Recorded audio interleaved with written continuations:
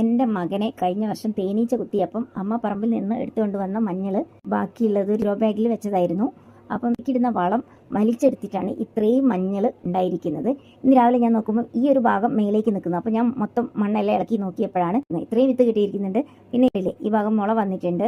ഇതിൽ നിന്ന് നമ്മൾ മനസ്സിലാക്കേണ്ട കാര്യം എന്താണെന്ന് വെച്ച് കഴിഞ്ഞാൽ, കുറഞ്ഞ സ്ഥലമുള്ളവർക്കും ഫ്ലാറ്റിലാണെങ്കിലും അവർക്കൊക്കെ ഇതേപോലെ ഗ്രോ ബാഗിൽ മഞ്ഞൾ നട്ടുപിടിപ്പിക്കാവുന്നതാണ്.